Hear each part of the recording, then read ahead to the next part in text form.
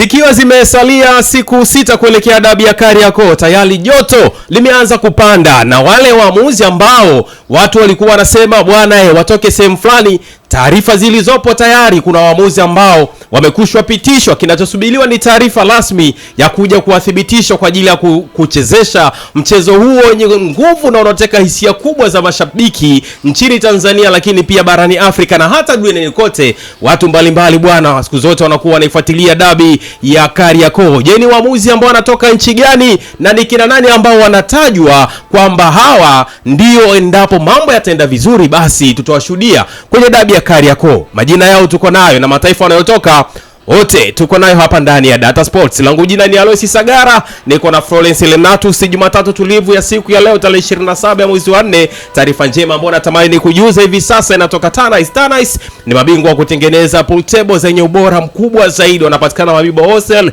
karibu na Riverside mitaa kujidai kwa hapa Dar es Salaam, lakini pia nambari za simu zinapita hapo chini. Kama unahitaji pool table zenye quality kubwa, zenye ubora na muonekano mzuri zaidi wa kisasa, basi watafute Tanais bwana, uweze kujipatia pool table yako, uweze kuenjoy na hali ya hewa kama hii inakuwa inapendeza zaidi. Bwana Florence Renatus, kuna taarifa nyepesi tunasema ni taarifa za awali ambazo zipo kuelekea dabi ya Kariakoo. Na itatu sasa unatakiwa uwe specific. Tuna dabi mbili hapa. Sio specific bwana. Hiyo dabi unazungumzia ipi? Ile ya Meja Jenerali kwa wanajeshi au? Yes, ya tarehe 3 mwezi wa 5. Okay. Taarifa zilizopo za awali ni kwamba kuna waamuzi tayari majina yao yamekwisha pendekezwa kutoka nchini Morocco, na shirikisho la soka nchini Morocco inasemekana kwamba limethibitisha waamuzi hao kuja kwa ajili ya kuchezesha mchezo wa dabi ya Kariakoo kwa maana ya Simba dhidi ya Yanga. Simba ndio mwenyeji, mchezo wa Mei 3 ambao utachezwa pale Meja Jenerali Isamuhyo, Dar es Salaam. Niwapitishe kwanza kwenye majina ya waamuzi hawa, alafu tutakuja tuangalie profile zao. Je, zikoje? Wanastahili kupewa mzigo huu wa dabi ya Kariakoo? Kwanza wajui Kiswahili. Wale Kiarabu. Kiarabu. Wanatokea Morocco. Sasa hii hawamjui Mohamed Hussein, hawamjui nani Aniseti Ura. Hawamjui yoyote. Hamjui yoyote. Wala Mpanzu, Bisawala. Hawamjui. Basi ngoja nikujuze waamuzi hao kutokea nchini Morocco ambao wanatajwa hapa kuwa endapo mambo yataenda vizuri kama ilivyopangwa, watahusika kwenye mchezo huo wa dabi ya Kariakoo. Mwamuzi wakati anayetajwa ni Hamza El Farouk. Huyu ndiye refa wakati, lakini msaidizi namba 1 kwa maana ya line 1 anaitwa Laisin Azikawi. Line 2 anaitwa Hamza El Nasiri, lakini fourth official anaitwa Mustafa Shaf. Huyu ni Mustafa Shaf ndiye fourth official. Waamuzi wote hawa ni Florence wanatokea nchini Morocco. Kama mabingwa Afcon kwa kutunukiwa kwa heshima. Yaani hawa wote wanatoka Morocco. Dabi iliyopita kwa maana ya dabi ya mwezi wa 6, ile ya tunacheza hatuchezi, tunacheza hatuchezi, waamuzi wote walitoka nchini Misri. Sasa wakati huu kwa taarifa zilizopo hawa wote ni raia wa Morocco. Tukiwatazama waamuzi hawa Florence, labda tupite pia na profile ya mwamuzi wakati kabla sasa hatujaenda. Huyo ndo wa msingi. Yes. Mwamuzi wakati bwana kama nilivyokuambia anaitwa Hamza El Farouk. Hamza El Farouk yeye amewahi kuhusishwa kwenye mchezo wa Korea Kusini dhidi ya Japan. Alichezesha, amewahi kuchezesha mchezo wa Switzerland na Mexico, amewahi kuchezesha pia mchezo wa Brazil na Indonesia. Lakini ukija barani Afrika pia kuna michezo mbalimbali ambayo amewahi kuhusika. Mchezo wa Angola dhidi ya Zimbabwe, mchezo wa Tunisia dhidi ya Mali, lakini pia mchezo wa Senegal dhidi ya Mali pia. Hii ndio CV ya ya mwamuzi wakati kwa maana ya Hamza El Farouk. Lakini pia amewahi kuhudumu kwenye vyumba vya VAR kwa maana ya video assistant referees kwenye michezo ya FIFA Club World Cup amewahi kuwepo huko, lakini pia kwenye michezo ya FIFA World Cup 2026 hii anakwenda kushiriki kwenye vyumba vya VAR kwa kule kwenye vyumba vya VAR, lakini pia amewahi kuwa kwenye party ya team ya VAR pia kwenye michuano ya AFCON. Sasa huyu ndiye Hamza, huyu ndio Hamza Eid Farouk. Kwa CV yake inaonekana ni mwamuzi ambaye hana chembe yoyote ya underground. Unajua kuna mwamuzi anatajwa unasema huyu mbona kama vile mechi na mzidi uzito, lakini ukitazama yule wa Kongo yule Traore Bobu Traore yule ndo anachezesha mechi yetu ya Tanzania na nini kule AFCON. Unachukua kama yule bado huyu pia naona yuko vizuri sana. Tumetazama CV yake, ni mwamuzi ambaye mimi naona CV yake imeshiba, imesheheni, na sioni kama dabi ya Kariakoo ya Mei 3 inaweza kumshinda. Unajua ni pendekezo ambalo nakumbuka last time aliongea, alikuwa ni mwenyekiti wa klabu ya Simba ya Murtaza Mangungu baada ya kupoteza mechi ilikuwa ni ya ngao msimu huu dhidi ya Young Africans bao 1-0 iliyofungwa na Pedro Pacome-Zouzoua. Moja maneno ambayo aliyazungumza mwenyekiti wa klabu ya Simba Murtaza Mangungu alipokuwa anahojiwa akasema tulishazungumza na mamlaka kwamba waamuzi wao wanatoka nje. Unaona sasa hichi ambacho wametuletea. Tafsiri inawezekana tafsiri nyingi sisi kuchukua waamuzi kutoka nje, lakini kwa sababu mamlaka ndio ambazo zimeamua kufanya hivyo. Mimi wanapenda sana kuheshimu mamlaka. Wanakuambia huwezi ukawa juu ya mamlaka. Mamlaka lazima yawe ya kuongoze wewe. Ndio maana yakawepo kwa ajili ya kumguide kila mtu ambaye anakuwa anafanya kazi kwenye taasisi au sehemu yoyote ile. Sasa kama mamlaka, yani wale ambao wako pale juu wanaongoza mpira wetu, wanaongoza mpira ambao wenye mpira wao ni sisi. Ndio. Si unaelewa vizuri. Maana wadau na mashabiki. Sema wadau na mashabiki wenye mpira ni sisi hapa. Kwa hiyo wamefanya kwa ajili ya sisi kutokana na kile ambacho pia kilitokea kwenye last game. Though kiangalia Simba na Young Africans mechi ambao wanaenda kucheza sio mechi ambayo unaweza kusema moja kwa moja kwamba inakupa bingwa. Yaani sio moja kwa moja kwamba unaweza kusema sasa hapa unaenda kumpata bingwa. Labda kutokana na kariba za mechi zetu za Tanzania zilivyo. Lakini kwa aina ya mpira ambavyo mimi naufahamu jinsi ulivyo ni zinakuwa zimebaki takriban game 10 kwa Simba pamoja na Young Africans. Ingekuwa kwenye mataifa mengine ningekwambia hii ligi bado sana. Ila kwa sababu ni hapa ya Tanzania kumuona Yanga na Simba wanapoteza mechi 2 au 3 ni kitu ambacho ni adimu sana kuweza kukipata, tofauti na ligi kama vile ya nchini Uingereza. Timu inaweza kupoteza hata mechi 4 mfululizo. Chelsea amepoteza. Kwa hiyo inawezekana wameamua kufanya hivyo ili kuweza kuestabilize ile issue ambayo iliweza kutokea kwenye last game ambayo ilitokea kule visiwani Zanzibar, baadhi ya mapungufu ambayo yaliweza kujitokeza. Kwa hiyo ili kuweza kuweka fairness kulingana pia na uhitaji wa mchezo ulivyo. Na maana kwambia hivi, kwangu mimi ni moja mechi ambayo ningelikuwa nje ya Tanzania ningekwambia ingewezekana mtu akatafuta waamuzi wa ndani wakachezesha, kwa sababu sio mechi ambayo inaweza ikatupa bingwa moja kwa moja. Ila kwa sababu ni soka la Tanzania na soka la Tanzania ni ngumu kumuona Simba na Yanga wana drop alama kwenye mechi 3 4 5 zinazokuja, basi ni muhimu kuweza kufanya hili jambo kwa sababu ni mchezo ambao Tanzania unaenda kutuonesha nani ambaye anastahili kwenda kuwa bingwa. Yaani kwa picha sasa ya moja kwa moja. Ikitokea kama Yanga atashinda, tafsiri nyepesi ni kwamba 70% Yanga anaweza akawa bingwa. Ikitokea Simba akashinda, tafsiri nyingine ni kwamba ubingwa bado ni mgumu, maana hapa zinakuwa zimebaki alama 2. Ikitokea draw, tafsiri sasa nyepesi unaweza kaishusha labda paka kwenye 65%. Ndio unaweza kusema kwamba Yanga anaweza akawa bingwa, kwa sababu unaangalia mechi zilizoko mbele kwa Young Africans kuangusha zaidi ya alama, manake kuangusha alama 2, alama 6 kwenye game zilizoko mbele yake.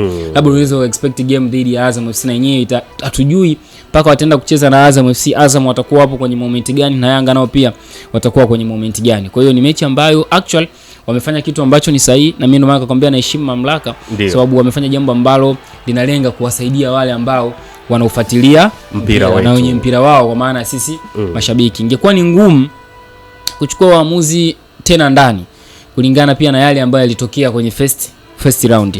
Yaani kitendo cha kutafuta waamuzi kutoka nje pia kimechochewa kwangu mimi na kile ambacho kilitokea kwenye mzunguko wa kwanza. Ile iliyopigwa kule visiwani Zanzibar, Paula Selemani Mwalimu, offside ya Prince Dube. Ni vitu ambavyo sasa hawataki kuona vinajirudia tena. Though tunapaswa pia tujiulize, yani kwa nini tunakuwa tunafika ile level ya kutafuta waamuzi kutoka nje. Yaani soka letu kukua, unajua always tukisema tunataka kukua, ndio yani kuna baadhi ya vitu tu lazima tuendelee kuviacha. Sasa kwa Tanzania ni ngumu sana muda mwingine, yani inakuwa ni ngumu sana hata ukiwekea kwenye sense ya kawaida hivi. Unaona kama ni kitu ambacho ni kigumu sana kwa issue kama ya waamuzi, kwa sababu kila kukicha bado ni changamoto. Yes. Yaani kama vile matatizo ya waamuzi kila siku tunasema yule mtu mwenye kidonda kila siku anajitonesha tu. Kila siku anajitonesha. Tiba iliyokosa tiba. Kwa hiyo ni ngumu sana. Ni gonjwa lilokosa tiba. Yes, ni ngumu sana kutushawishi kwenye swala la waamuzi kwamba tuna waamuzi ambao ni wazuri. No, yani wapo lakini bado hatuja stabilize katika kwenye swala la waamuzi. Kwa hata wanapotoka kwenda kutafuta waamuzi wengine na wakwambia wanafanya kwa ajili ya mpira wetu na wanafanya kwa ajili ya kustabilize baadhi ya situations ambazo wazi zinatokea uwanjani. Kwamba ndio ni mwamuzi mgeni atafika na kiwango cha hali ya juu ya uchezeshaji, haijui Simba, haijui Yanga, yeye anachokijua ni kusimamia sheria dakika 90. Kwa hiyo tunachokiamini ni kwamba kile ambacho anakifanya pale chote kwa asilimia kubwa ni sahihi. Si ndio tuko vizuri? Yes. France nitaka nije hapo ambako umeanza kugusia kidogo. Hili sasa ni kama funzo kwa waamuzi wetu wa ndani kwa maana ya kina Ahmed Alajiga na wengine wote, kwa sababu kitendo cha kutoa waamuzi kutoka nje kwenye mchezo mkubwa kama huu ni platform nzuri ya waamuzi wetu pia sisi kujitangaza, kwa sababu ni mchezo ambao unafuatiliwa sio Afrika tu, hata duniani kote. Ila kitendo cha kuchukua waamuzi kutoka nje, msimu jana mchezo wa mzunguko wa pili tulishuhudia waamuzi wametoka nchini Misri. Msimu huu taarifa zilizopo mpaka hivi sasa ni kwamba wanatarajiwa kutoka nchini Morocco, na si kwamba ni mwamuzi wa kati alafu wengine wanakuwa wa Tanzania. Ni seti nzima ya waamuzi kuanzia mwamuzi wa kati, line 1, line 2, fourth official, wote wanakuwa ni kutoka nje. Hii ni kama fursa ambayo hawa waamuzi wetu wa ndani wakiongozwa na mwamuzi wetu ambaye tunamtaja kuwa mwamuzi bora zaidi kwa sasa, Ahmed Alajiga, ni fursa ambayo wanaipoteza, kwanza kukuza CV zao, lakini pia kujitangaza nje ya mipaka ya Tanzania. Yeah, sure. Yaani unajua changamoto nyingine ndugu yangu Alois ni kwamba waamuzi wetu kisema wanajifunza, unaweza kujiuliza wanajifunzaje? Yaani kuna namna pia unapata changamoto kujibu kwamba waamuzi wetu wanajifunzaje. Ndio. Ahmed Alajiga ndio huyo alichezesha Azam dhidi ya Simba Sports Club. Ndio. Nini kimetokea kwenye ule mchezo? Maneno pia alikuwa mengi sana. Ahmed Alajiga ndio alichezesha Simba na Mashujaa nadhani. Akatoa penalty ambayo haikustahili. Ndio huyo Ahmed Alajiga. Baadaye amepotea, tukaja tukumuona tena kwenye Mzizi Madabi. Ndio huyo. Waamuzi alichezesha Yanga na Azam, imekuwaje? Sio naelewa vizuri. Mwamuzi alichezesha Simba na Young Africans, nini kilitokea kwenye ule mchezo? Kapigwa miezi 3, miezi 6. Wale waamuzi wa pembeni, japokuwa mwamuzi wa kati aliachwa. Sasa ni michezo mikubwa mitatu ambayo ukiitazama ni michezo yote ambayo ilikuwa ina makosa yalikuwa yanatokana na kutokuzingatia. Tunasema kwenye bodi huwa wanatoa ile taarifa, wanasema kutofanyaje kufuata zile sheria, kushindwa kutafsiri vizuri sheria za mpira wa miguu. Kwa hiyo katika michezo mikubwa mitatu, Azam na Young Africans, Azam na Simba Sports Club, Simba na Young Africans, yote ni games ambazo zimetuonyesha waamuzi wetu bado wana changamoto ya kutafsiri sheria za mpira wa miguu. Sasa watajifunza nini Alois? Watajifunza siku gani Alois? Na hao waamuzi waliokuja sasa, hii inakuwa ni mara ya pili tunapata waamuzi kutoka nje. Wanakuja kuchezesha mchezo wa dabi ya Kariakoo, si ndio? Mara ya kwanza walichezesha wale kutoka Misri. Pengine tungeanzia hapa tukasema waamuzi wetu wanapaswa kujifunza, watakiwa kuwa wanaipoteza hii platform, right? Kwa hiyo ukisema kujifunza, bado Alois inaweza nikawa na maswali mengi na mimi ya kukuuliza. Unataka hawa watu wajifunze siku gani ambayo wanaweza wakajifunza? Kwa sababu kama ni kujifunza, wangejifunza kipindi kile msimu uliopita dabi ya Kariakoo, kilichoweza kutokea, namna ambavyo wale waamuzi walipochezesha vizuri. Baadaye wamekuja kupewa dabi ya Kariakoo, ilikuwa ni Simba na Young Africans, ile ngao ya jamii tu ilikuwa ina makosa mengi sana na alichezesha Ahmed Alajiga kama unakumbuka vizuri, si ndio? Hizi dabi tu hapa zimechezwa mzunguko hizi na makosa zote tatu zina mengi sana. Na ninachokiamini ni kwamba labda uwe na emergency kubwa, ila game ya Simba na Young Africans ikiwa inachezwa, watu wengi sana huwa wanaitazama hiyo game. Sio viongozi wa serikali, sio viongozi wa dini, sio watu wengi sana huwa wanakaa kila lika. Kwa hiyo hata vijana wazee, kuna mchezaji ambaye anacheza ligi hii au ligi ya Tanzania yoyote, daraja la kwanza, la pili, la tatu, Simba na Yanga wao wanacheza, si wanafanya anatazama. Kwa hata wale waamuzi kwenye ile game dhidi ya Yanga anashinda goli 2 dhidi ya Simba, kipindi wanachezesha, naamini kuna waamuzi wengi walikuwa wanaitazama hiyo mechi. Lakini at the end of the day nini kimetokea Alois? Makosa yalianzia kwenye ngao ya jamii, yametokea kwenye dabi zote tulizoweza kuzitazama. Labda tu Mzizi Madabi ya first round ambapo Simba alipoteza kwa idadi ya magoli 2-0. Na yenyewe ilikuwa ina makosa kwa sababu kulikuwa na kadi 2 za njano kwenye ule, kadi 2 nyekundu kwenye ule mchezo. Kama kulikuwa na kadi ya Jonathan Soa alistahili kupewa kadi nyekundu, kulikuwa kuna kadi nyekundu ambayo alistahili kupewa Hassan Kante, baadaye ndio alikuja kufungiwa sasa. Kwa hiyo dabi zote zilizochezwa mzunguko wa kwanza, zilizochezwa mzunguko wa pili zote zilikuwa zina makosa ya waamuzi. Sawa? Kwa hiyo Alois ukiniambia wanaweza kujifunza, sidhani kama wameamua kujifunza, au labda kuna reasons behind ambazo zinawasumbua waamuzi wetu. Ila kama ni swala la kujifunza, hata kama mechi za ligi kuu zote tuseme tu zile mechi kubwa ndio mnaleta waamuzi kutoka nje, still bado mtaitafuta tena mechi nyingine mtamleta mwamuzi wa Tanzania. Kuna vitu tu atazingua. Yes. Sasa I don't know ni nini ambacho kinawa drive waamuzi wetu kujikuta wanakuwa wana commit some mistakes nyingi sana. Tunaweza kusema wanakosa weledi kwa sababu ni vitu ambavyo vinakuwa vinajirudia mara kwa mara. Ndio wameshindwa kuwa weledi. Tafsiri ya mwamuzi aliyevaa beji ya FIFA. Mfano kama huyu anayekuja. Hiyo beji sana vata sana kuja anavaa hata nani Ahmed pia sio Ahmed Arajiga sana vaa. Yes, yeah. Anavaa Ramadhani Kayoko, yes, ndio? Yeah. Kuna tofauti. Yaani kwamba beji aliyovaa huyu na huyu zina ranki zake ambapo moja. Ni beji moja, si ndio? Yeah, mafunzo si yale wanaopewa. Labda tu wanakuwa wanaenda wana refresh course, si ndio? Ndio. Sasa nini ambacho kinakuwa kinawafanya hawa angalau wanaweza wakaestablish game mpaka ikaweza kuisha, kuliko hawa ambao game ikiisha hadi wachambuzi tunakosa ambacho tunapaswa sasa kwenda kukichambua. Badala yake kila mtu katika mtandao wa kijamii anakuwa anazungumza kuhusiana na kile ambacho amekifanya waamuzi. Florence, kwa kumalizia tu kwa ufupi zaidi, mimi naona ni sahihi kuleta waamuzi kutoka nje mpaka pale ambapo wakwetu hawa watapata funzo, watapata kubadilika ili kuachana na haya makandokando ambao wakihusika kwenye michezo mikubwa kuna maneno mengi. Siku akifikia hiyo stage au hiyo hatua ndipo tukome kuwatoa waamuzi kutoka nje kuja kwetu. Kwako pia sahihi au sio sahihi kwa ufupi sana? Of course.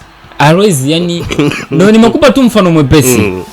Yani makosa ya waamuzi wetu, yani kama kujifunza wangeanza kujifunza tuseme kwanza ule msimu walipotoka watu Misri wakaja ile mechi imeisha tu game ya kwanza, yani ya ufunguzi wa ligi Simba na Young Africans, makosa mengi sana ya waamuzi yalifanyika kwenye ngao ya jamii. Hiyo ni mechi kubwa hiyo. Yes. Imechezwa Simba na Azam, first round Azam wanashinda goli 2-0. Kulikuwa kuna makosa yamefanyika kwenye ile game, waamuzi wameshindwa kutoa kadi mbili nyekundu kwa Simba.